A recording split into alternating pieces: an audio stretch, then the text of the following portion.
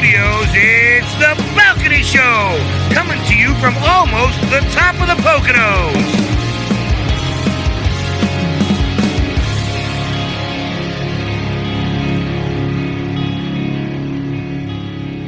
Hi, everybody. Welcome to The Balcony Show.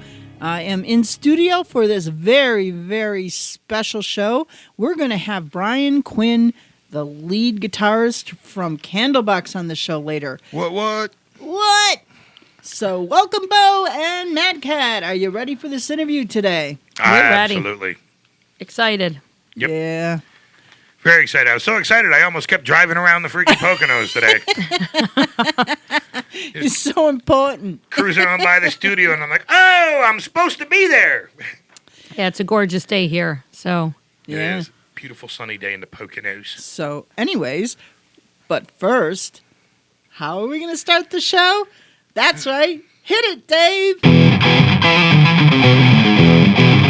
Useless facts. Facts that are freaking useless.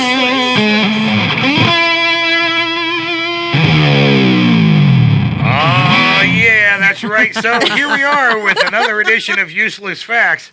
So I guess we'll just jump right in. Useless fact number 1, reindeer like to eat bananas. I didn't know that. I don't even know how I would know that. And we even had, like, well, I mean, it was a Vietnamese deer, but we had it, the breed on But our property. But I wonder if all deer like to eat bananas. And so I think we should do an experiment. Let's put bananas in the back of your pockets and send you out in the woods and let me tell you something. see if you attract. You get me within enough distance of a deer, those back straps are going to be on my grill. That's stop all I'm it. saying. You're not killing nobody. Oh, come on. Have you ever had deer meat? No, and I will never. Oh, no, it's good. I will So never. good. It's good. No, me They're and beautiful Donna to are look like, at. oh, They're beautiful to look at, but, got to No, can't you know what, leave I was- them overpopulate. Absolutely not. And if you watch a documentary on what happens to them if they're not hunted and the herds aren't thin, it would change your mind 100%. That freezer would be full. Yeah. Let me just say that. Because watching them starve to death is horrible. Yep. Yeah. And it's weird because now you have, because they're smart, they learn, and there's so many of them that hang out now in clusters in developments because they're not hunted. They're deer gangs. Basically, but Yeah. customarily, when the head buck is of age, any other male deer scurry about. Right. But because they're protected in these communities and they're safe, now you have all these other bucks in there. Now you have 2 and 3 generations, and the I don't know, inbreeding when- starts, and you get some weird looking. When they start showing up with bananas, I mean, That's right. bandanas. Little deer walking around. I need some potassium Yo. today. Bananas. Bananas are good. All right, so here we go. Useless fact number 2. In the marriage ceremony of the ancient Inca Indians of Peru, the couple was considered officially wed when they took off their sandals and handed them to each other. Really? Now, see, I'm thinking this is how my brain is going. Uh-oh. I could see Mad Cat like down in Peru partying his ass off, and then waking up the next morning and he's got like I got an extra, Somebody I got an else's extra set of shoes? sandals. Why don't these sandals fit my feet? and they're going, oh, congratulations, you're married. You're married. Like, what? Look, on some of the benders I've had, I'm surprised it hasn't happened already. But I could so see. It just made me think, and I saw him down in Peru, like. Oh, my God. Are you? I don't know. Yeah, you might be married. Maybe we shouldn't say that on the air. No. Just don't say such things, period. You know what I mean? My skin starts to burn. Oh, stop it. All right, useless fact number 3. In 18th century English gambling dens, there was an employee whose only job was to swallow the dice if there was a police raid. Hello. The old coppers are on the way. Hand him the bulb. He's going to swallow the dice. Don't be cheeky about it, Bob. Just swallow the die. What's this? I mean, I actually had to look at the paper and reread that. Like, what? could you imagine? Like, your only job was to sit there and drink. So, It's like you just sit there in a chair until like an emergency, Are they big dice? Are they little? Are they gonna hurt? Are they gonna hurt coming out? I guess for Bo, size matters. Like she's already weighing the options. Swallowing dice. I don't think you would be a dice swallower. Hey, that could get dicey. Oh, my God. Just And dig us we're right back. out of this. Yeah, dig us right out of this one. Useless fact number 4. A raisin dropped in a glass of fresh champagne will bounce up and down continually from the bottom of the glass to the top. Did you know that? I didn't I know want to that. put that to the test. We're going to do that next show. Okay. Next time, studio. What, Cinco de Mayo we're going to be in? Yeah. So let's do we're going to put the champagne. raisin We're going to do raisins. bounce to the test. We're going to be bouncing raisins the next time. I mean, I can already understand why it would do it, but Are we getting all I've never seen it done. scientific? What? What? It's not like the Mexican jumping beans. No, you know what but I mean? champagne still it still aerates itself and continuously creates bubbles. So as the raisin sinks down, those bubbles are going to latch onto it. It's going to float back to the surface. The bubbles are going to pop, and the raisins If everybody are could going to go back just see the bubble motion. Yeah. Exactly. How Yes, do the yes. bubbles? You can't see that. Well, You know, I feel like I'm always under a microscope with her lately. You know what I mean? It's like suddenly. know the feeling. Yeah. All right, so useless fact number 5. Whew, this is a long one. I got to take a breath here. The most unusual cannonball. On 2 occasions, Miss Rita Thunderberg remained inside the cannon despite a lot of gunpowder encouragement to do otherwise. She performed in a gold lame bikini, and on one of the 2 occasions in 1977, Miss Thunderbird remained lodged in the cannon while her bra was shot across the Thames River. What? All right, now, What's exactly going on how here? big was her bra to catch that much inertia? And did she live? I mean, that sounds like a hell of a boom to blow her boob strap off Could across you the freaking... If you're there to see this woman shot out of a cannon, and the next thing you see is that bra go, and it went all the way across the freaking river. I can't even imagine, because the Thames is huge. It is. It is. But you gotta be like, hey. But she didn't come out. And that's what I'm Just saying. her Just bra. her freaking bra. I mean, did she have Everybody's like, what? did she have a set of gams so large that she needed a parachute? I don't know, but I mean, I think you should do some more research on this. I really do. The Mad Cat wants to know. But who would have ever thought? I mean, there you heard Miss Rita Thunderbird. You know, speaking of such a heinous I wonder thing, if they ever found the bra or the bikini. I'm just. yeah, who knows? My brother and I are driving down the road the other day, out there in the illustrious Sailorsburg of our Pocono region, and we're driving. It's like, and I always, when I'm in the passenger seat, I always just stare out into the world as we're driving down the road. And then we're driving by this house. The old guy's out in the front lawn doing his thing. And there's the wife standing in the doorway, completely topless. And if she wasn't about 190 years old and those things were dragging on the ground, I'm a monkey's butt. I sit there and my brother just happened to look the same way at the same time, and both of us are just aghast. I like the aghast. I'm like, my God, Ethel, put him away. Oh my God, Ethel, put him away. Well, we're gonna get out of this and start tonight with our first song, and it's gonna be from Mike Roy.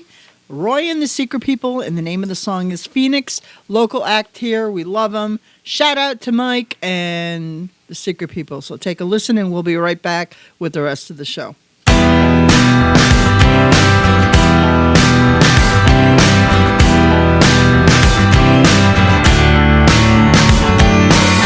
Seems like a century gone. Give me back the moment. Outside the same windows, small crowd is forming. Bathed in red satin glow, I hear the warning. Seems like a century ago, life was exciting. Same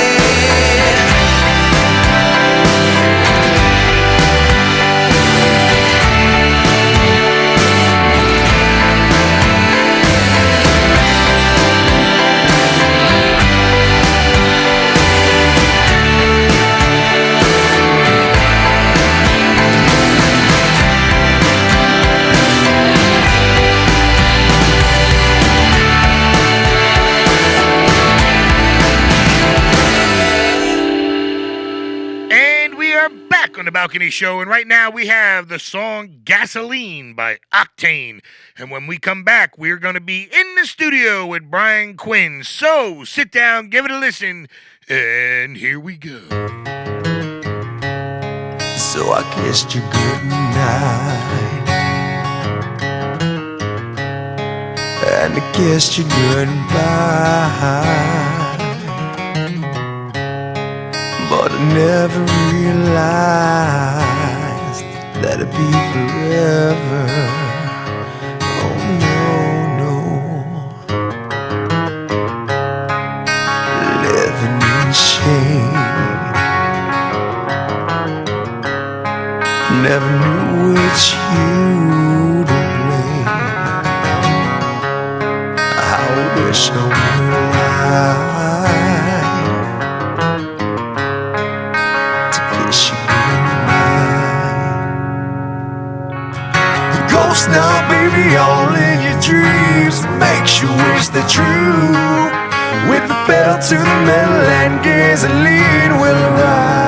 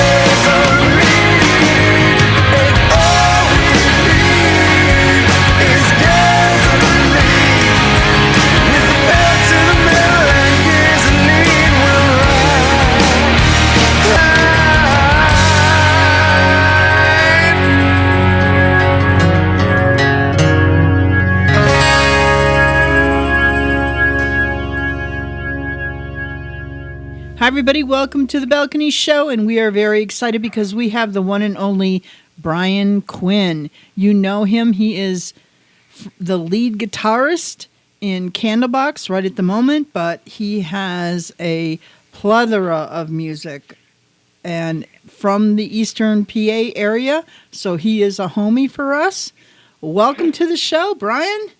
Hey, thank you. Thank you so much for having me. I'm so glad to be on. So our listeners just heard your first song from Gasoline from Octane. Okay. Great. And this was your second incarnation, the second band that you were in, correct? Yes. Yeah, I did have I had a metal band earlier than that. Burial Ground.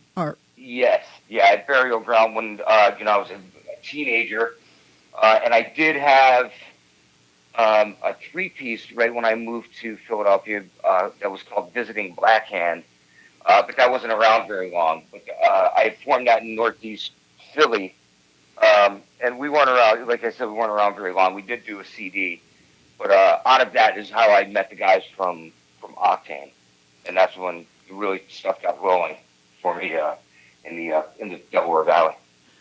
Well, you gave me two songs to choose from, and I chose Gasoline because I really liked it. Oh, great. I like how you. It seems to me with your songs that you try to make some kind of a connection with your audience, and I think that comes from, the influences that I hear throughout, and certainly with the amount of touring that you've done. How does that happen for you? Music. Why music? I just fell in love with it when I was a kid. Both my brothers were always interested in music. They had turned me on. Like my oldest brother at the time, when I kind of started paying attention to what they were listening to. He was listening to Loverboy and Journey and Jay Giles Band and the Hooters. And my next oldest brother he dabbled in guitar. My next oldest brother was a drummer, and he's the one that really got me into like the heavier stuff, like Led Zeppelin and Deep Purple, The Doors, Kiss was a big one for me. Ozzy, when I was really young. So yeah, I had a pretty big musical swath there between the two of them, and I just fell in love with it. Ozzy Osbourne, Black Sabbath. Yeah, I totally played that music to death. Yeah, that's definitely some great inspirations to have right there. And Sabbath era Ozzy Osbourne is my absolute favorite band ever. I Just can that era. That's what's up. So you picked up the guitar, and you're at a point in your career where you're sponsored. How does that feel? That you're so good that you're picked up by sponsors. You might want to mention them. Yeah. I mean, well, that's something that as I got further and further into guitar, and I realized I wanted to do it as my career. Because I saw all the guys I looked up to, the guys that I had, posters of on my wall, they were with those companies. And being such a big fan of Kiss and Slash from Guns N' Roses, and Randy Rhoads from Ozzy and Zakk Wylde from Ozzy, all those guys playing with the companies of the guitars that I love, and then finally getting one. So yeah, I finally got a sponsorship once I had joined Candlebox. I got a sponsorship with Gibson guitars that I was thrilled over, and then just getting a string endorsement where I'm like, oh, this is great. They're going to send me strings. This will save me a couple bucks, and then and the guitar picks and everything. So So now I'm with DR Strings, who they're a really great company to be with. They're very artist centric, so they do send a lot of opportunities to do some public appearance stuff, and when they're always out at NAMM Music Conference and have their artists involved in demos and all that type of stuff. So well, I know a lot of indie artists. That's what their goal is to get to the point that they're getting promoted and picked up and stuff like that. So our next song from you is going to be from Foster Child, Don't Let Go. You want to tell us something about this song, Brian?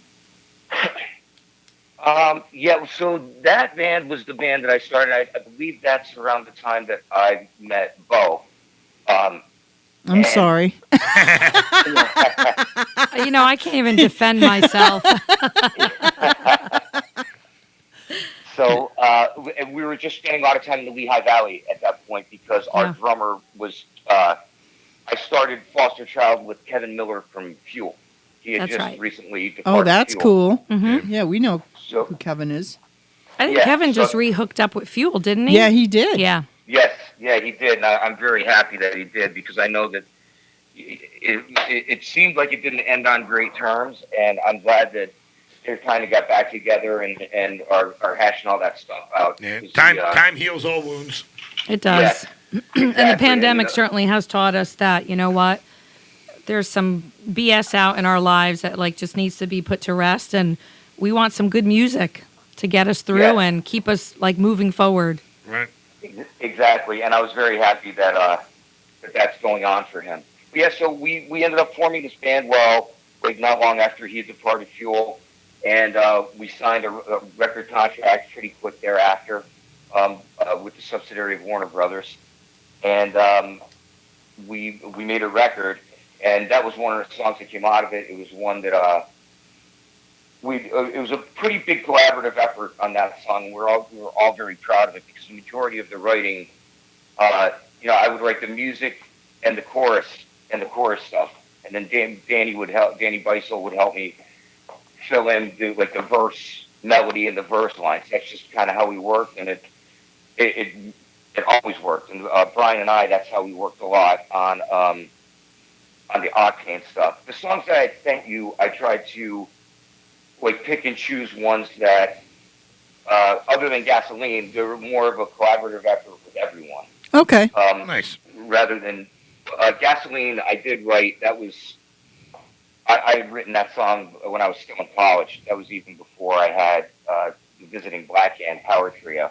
But you can hear the progression in the songs, and I think as our listeners hear this, they're going to see and hear the growth just in terms of where you were at the time, and so I think that's fantastic, and to be able to listen to your work basically and how much you've changed and what your work accomplished. Yeah, you know what I mean? You hear a solid evolution from Yeah, each absolutely. thing. So it's really great.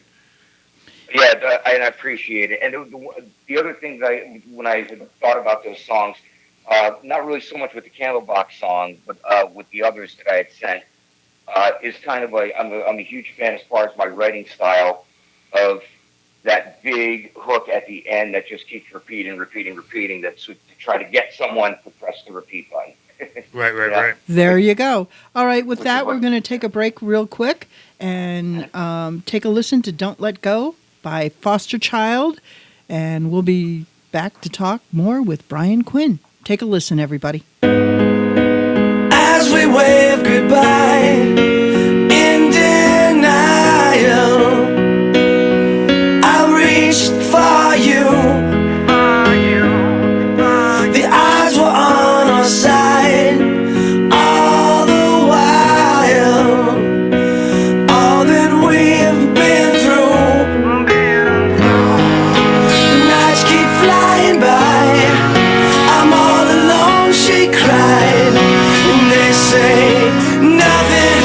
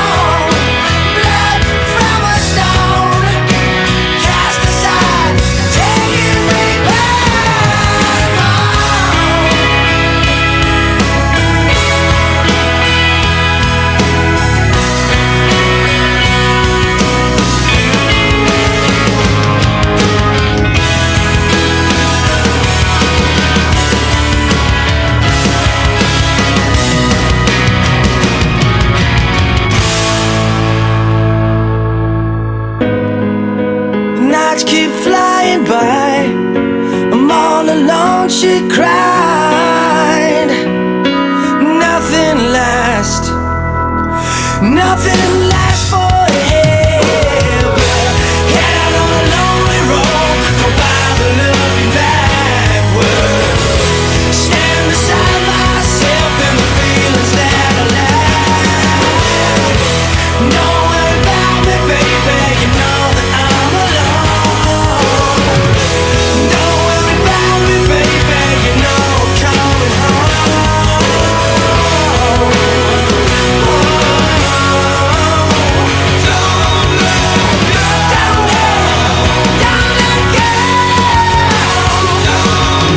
let go. Don't let go.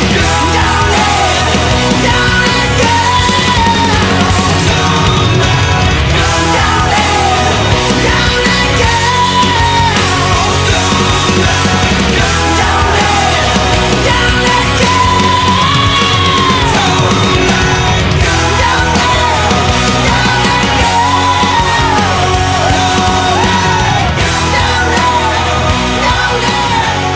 Don't let go.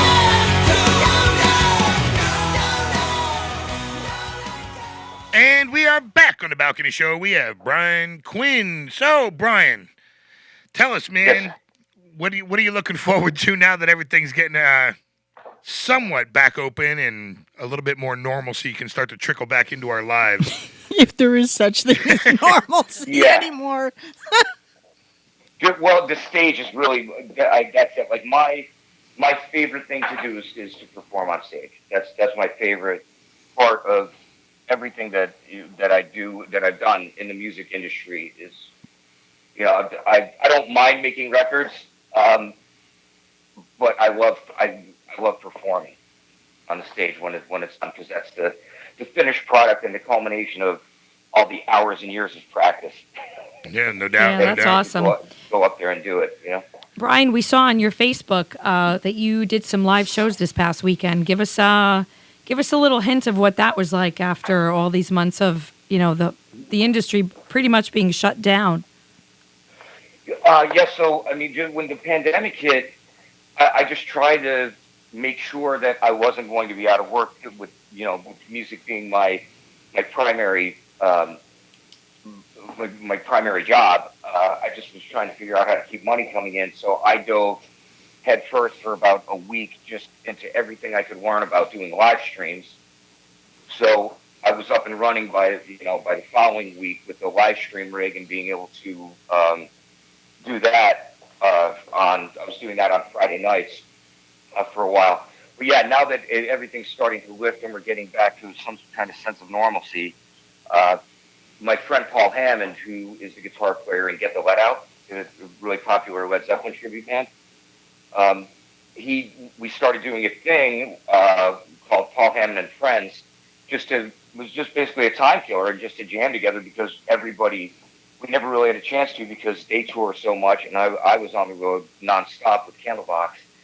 So we actually had a chance to sit down and jam. He's one of my best friends. We spend a lot of time together anyway. Oh, cool. So, and we're neighbors. We live in the same neighborhood. So he said, let's put something together. So, a couple of the other guys from Get the Let Out were interested in it, and we had kind of like a revolving door of keyboard guys and drummers. So we just started getting together at the Bridgeport Rib House. When things started to ease up, we were doing outdoor gigs, and that's in Bridgeport, Pennsylvania, right near King of Prussia.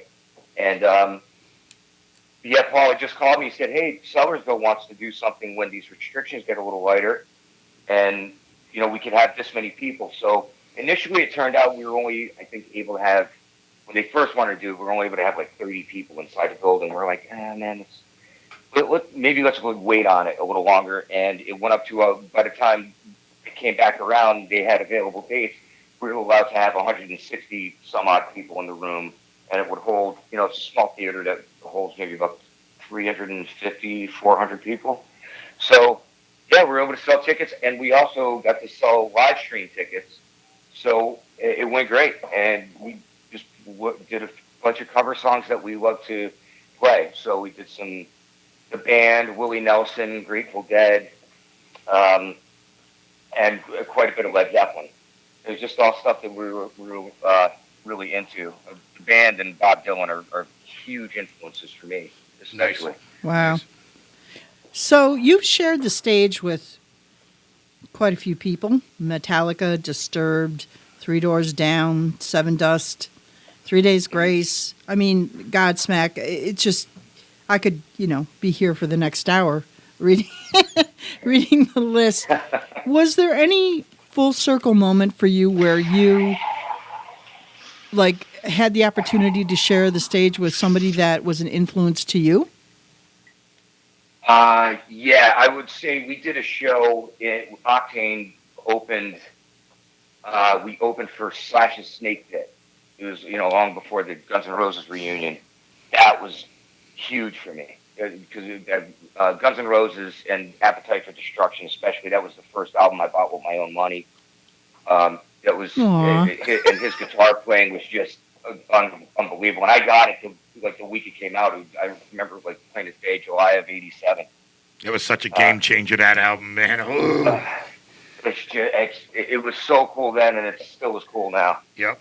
And I went. Those were such great times in music. I don't know. For me, Yeah.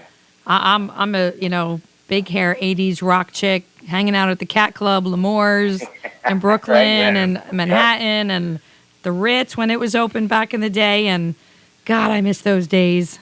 So Yeah. so you got a chance to meet him, or? Yes. Oh, yeah. So, he was super cool. So prior to meeting him, his tech at the time, his name was Adam, was working on all his guitars, and I just walked over. I was like, "Hey, man, I'm a huge fan of Slash. I'd just like to check out some of the stuff." And he, showed me his whole rig, walked me through everything. This is what he uses on this and this, and this was on Appetite for Destruction, and this guitar was on this. So that was a cool thing. He was like, he's probably still here. Let's grab a picture and go meet him. So we never got a picture, but he was like, "Yeah, he's back in his room. Come on." So we went back, and I got to say hello to him. We got to talk for a few minutes. So that was that was a big thing. And I normally don't get starstruck, but just a guy that had that much, and I was only 22 or 23 years old at that point. So Yeah, but you were doing it. Removed. Yeah. Yeah, I wasn't all that far removed from, posters on my wall as a kid. Right. So what would you tell independent artists now? Because we focus a lot here on the show on independent artists. What would you tell them, just as a word of advice? I don't want to. No. Yeah, just it's really about the work at the end of the day. I mean, you just gotta. Without sounding cliche, you really do only get out of it what you put into it. It requires your full attention. It's just at least that's what I found in my journey to do what I did. I was relentless on networking and meeting people, and a good example of that was I went into college and got a bachelor's degree, and coming out of college, I purposely took a job at Tower Records because I knew the label reps were trying to sell their new bands. Ah, you're smart. See? That was very Yeah. good. So What was your that's how degree in? I got my degree, my bachelor's degree in music history education. Very cool. See, there you go. Smart I move. got my minor in music. I was a music major, classical guitar major for my first couple of years there, but I just it wasn't what I expected it to be. I thought it was going to be a little more Berklee School of Music. It wasn't that. And I had accumulated so many credits in music. I did get my minor in it, but a lot of them didn't transfer. So it took me an extra we all full know. year Oh yeah. to graduate, But taking that job at Tower Records was really probably the best move I ever made. It paid nothing at the time, but Didn't matter. You because you put yourself in the path of what you wanted to be. Yep. exactly, yeah, right. Yeah. We're right in the crosshairs of it, in fact, because the guys that I met from there, that was when Roadrunner was really getting hot with Nickelback, and the label that Evanescence was on. I can't remember. It could have been Republic Just the Universal. fact that you were in the path of her label. Come on, you know. Yes. Yeah. So and at that time with exactly. And with Universal, I think it was through Reprise maybe. That's how I formed a friendship with the guitar player from Disturbed. Was directly from the label reps that came through Tower Records in Northeast Philly. So now you're in Candlebox. Mhm. How did you get to Candlebox? How did that happen? Who approached you? Yeah. So that story with Kevin. That was with Foster Child when we had signed with that label. Candlebox had been just finishing like a 6-year hiatus. To I really don't know what the exact parameters of it were, but they were off for 6 years. So they were doing a comeback record, and that ended up being the Into the Sun album for them. And Foster Child, we were recording Independence Day, which was our debut, and we did a label showcase together in New York City at a club that was there. It was owned by Duff McKagan, Scott Weiland. Wow. I can't remember I always forget the name of it. It was right near Penn Station. Anyway, or right near Madison Square Garden. So we did a label showcase there, and that's where I met Kevin. And he saw Foster Child and was blown away and said he wanted to meet the singer and guitar player from the band. So we ended up hanging out with him that night, and just him being him, he stayed in touch with me over the years. And he was in York, Pennsylvania, recording a side project years later. He had a side project with Morgan Rose from Seven Dust. And he called me and said, "Hey, I'm out in New York.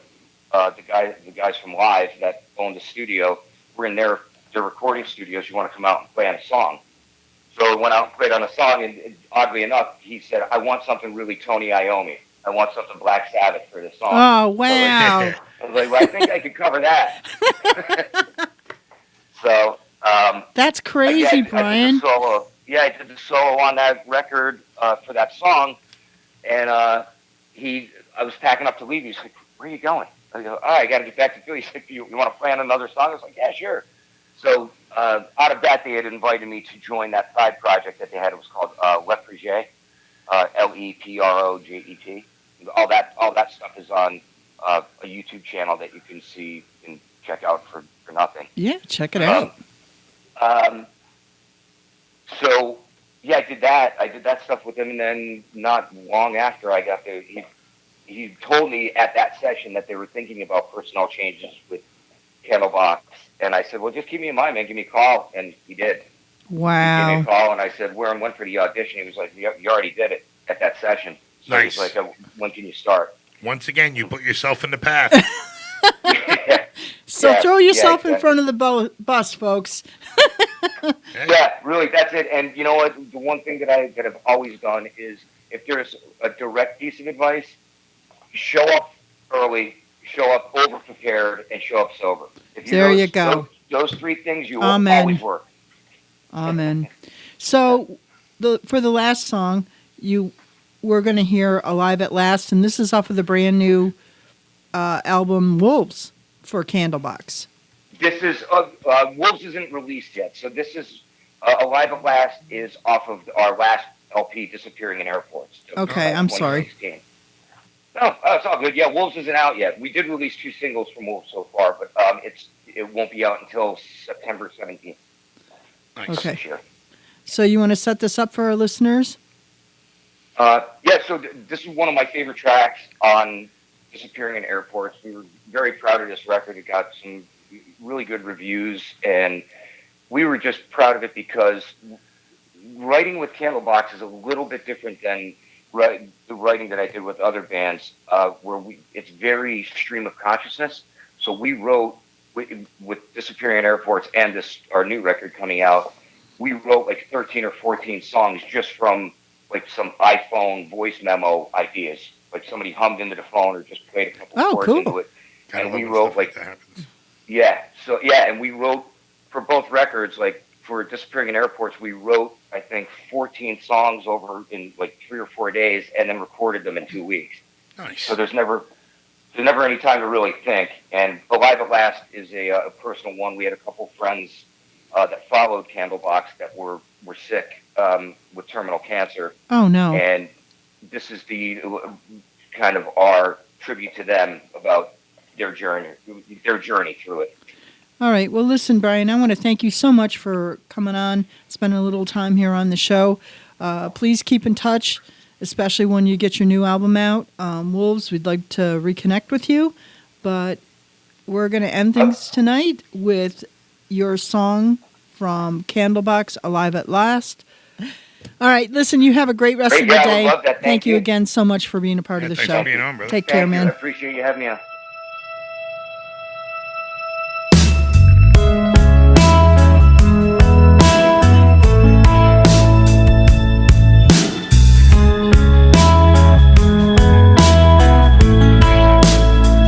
I'm slowly floating through the clouds, receiving all your messages. Nothing prepared.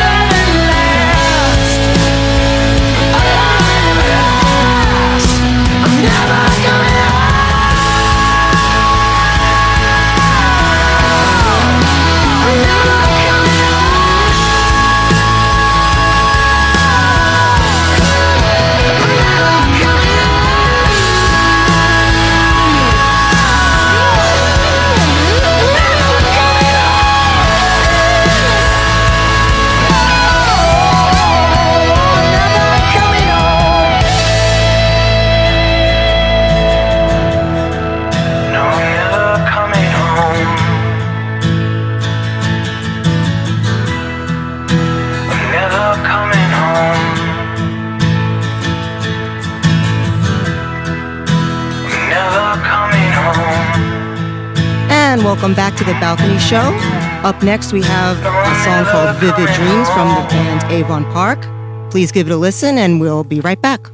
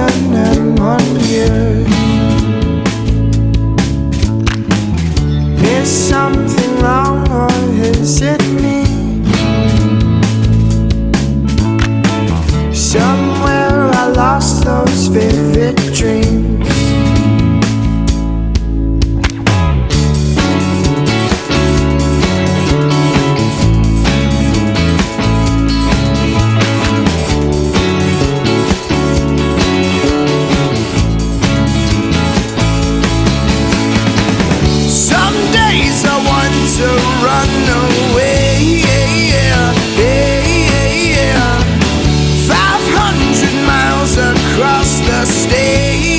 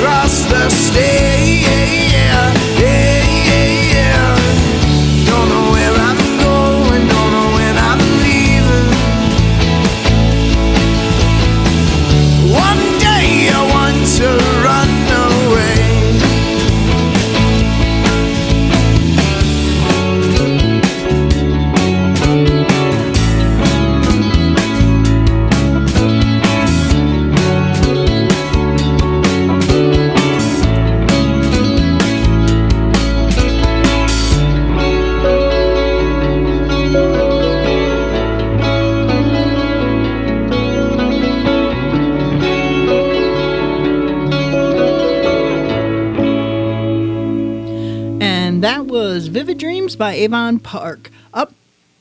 Wow. We're at the end. You seem so surprised. I can't believe I make it through these things once in a while. But hey, with you and well, Oh, there we go. What a way to end it. nah. Hey, Mad Cat. Mad Cat, What would our show be without you? Just saying. what do we always tell you? What? We love you. We Mad love Cat. you. Don't buy that, folks. I'm always abused. It's all right. We I'm still love you. abused. Yeah. I'm attacked. Attacked. So special thanks for Brian Quinn for being a part of the show. Wow, Candlebox can't wait for their new album, Wolves. Yeah. Looking forward to it. I saw them a few years ago Did you? down at Croc Rocks back in the day. Oh, Well, not really back in the day. I mean, it was Croc probably Rock. like around 2011. Man, what a show! What a show! And dude can scream. Yeah. I love little venues like that too. Yeah, I So love- intimate Yep. and so cool. Yep. Nothing pretty about it. Well, when you first walk in, it's nice because you got the pizzeria there, the gift shop. Yep. Then you go through the double doors, and then it's just like Boom. almost like a warehouse, but it just screams, okay, some rock and roll is about to happen here. Oh yeah. But now I don't think I can handle. I'm so claustrophobic. Oh my god, I think I'd freak out. Really? Yeah. Yeah, I don't. You know what? The Ooh, I mash- don't want anybody like sweaty touching me. Yeah, I don't like mosh pits. You know. Yeah. I was never a mosh pit person because I am a claustrophobe as well. But I mean, it's like, but when I'm at a concert, I can handle being down in the crowd. Years ago, I had seen Judas Priest on the Painkiller tour up at the Kingston Army up in Scranton, and we're sitting there, and now I'm not in the mosh pit, but I'm right by it, you know, and then I have my girlfriend in front of me, and I'm basically holding back the entirety of the building, okay? And I'm thinking, it's 1990, so she's Yeah. wearing like this half shirt, you know what I mean? So it's like, everything's great. Next thing you know, I see her bra fly up on stage, and now how's that half shirt working? Not well at all. So now I'm slugging people and, just shoving people away, and I'm literally tossing them into the mosh pit. Okay, because stay away from my girl's boobies. You know what I mean? So now, next thing you know, Oh my god. this kid comes running up the back. Had nothing to do with my girlfriend thing, but this kid, and he was so tiny, heading towards the mosh pit, and he goes down, and everybody's just they're just on him, and I just dove in and grabbed the kid out of there. I'm like, that's not a place for you, kid. You're 60 pounds. Get out of here. Yeah. Wow. Yeah, we lost a buddy of ours too at that show too. We're like, where's Ray? Where's Ray? Next time we see this body fly over top us, Oh go my over the God. barricade at the stage, and then security just hemmed him up. Wow. But we Yeah. didn't see him either. Crazy, after the show. crazy times, the Mad Cat, man. I know. What the They were heck? great times, period. Yeah, they they were great were. times, period. Yeah. And Rob Halford on that Painkiller tour, man, Megadeth opened up, the energy of just everything that was going on, and Rob Halford just had that freaking. You know metal what? I god think everybody swagger is walking like- out of that stage. Everybody is like, they just want their concerts back and live shows. You They know do, what I and mean? I- Everybody's just tired. Yeah, but it's so cool. All the artists that we've had on recently, they all seem to have some of their schedules kind of lined up with some live shows. So Yeah. we can go see Constantine. I think he's going to be down in Asbury Park, New Jersey. I want to go on the cruise, Yeah, he's going to do a cruise around Manhattan, which is really cool. Brian Quinn's got some shows probably coming up, like his solo, but Right. also a Candlebox. There's a ton of artists that have things going on. So Yeah, can't wait we'll for be them busy to- this summer, hopefully. Absolutely. All right, with that, I'm going to get us out of here. We're going to end with a song from another local artist, Christian Porter, super talent. Take a listen to his newest song, Ball and Chain. So with that, I'm going to say good night, everybody, from the Balcony Show. We'll catch you next week. Peace.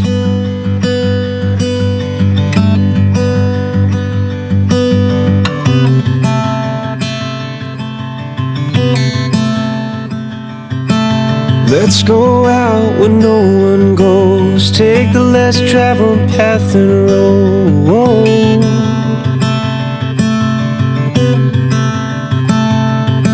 See some places we've never seen, like all the ones in that magazine.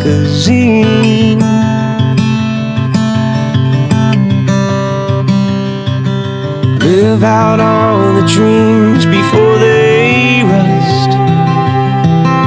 Write this endless story about us. 'Cause it's about me, it's about you, it's about all the things we wanna do.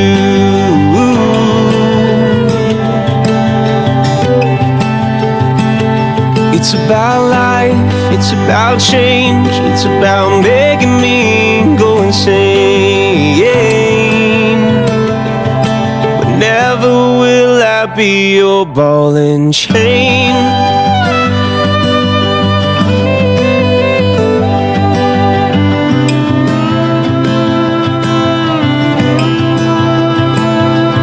Let's take some chances, go somewhere I don't know, and I hope you don't despair.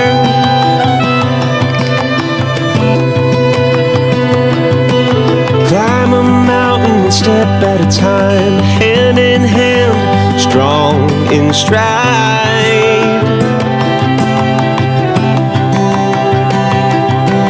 Live out all the dreams before they rust. Write this endless story about us. 'Cause it's about me, it's about you, it's about all the things we wanna do.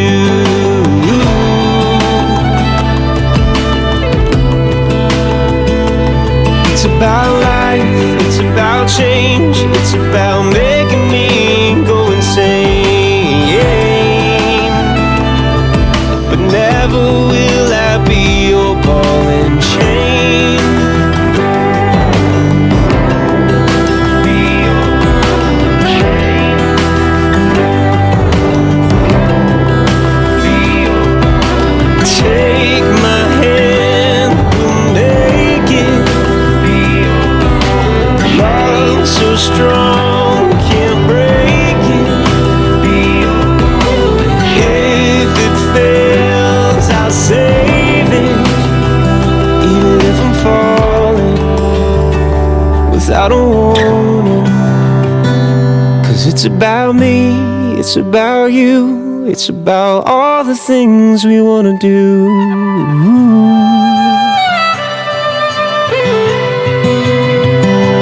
It's about life, it's about change, it's about making me go insane. But never will I be your ball and chain.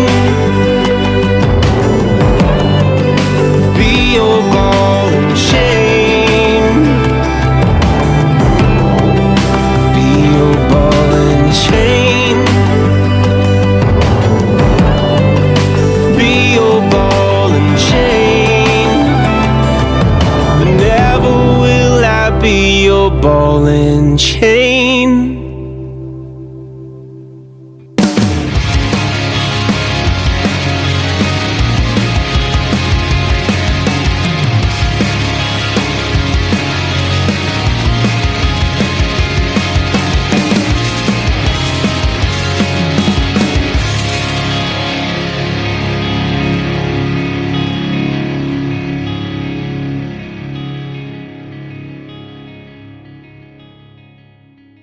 And that's what's up.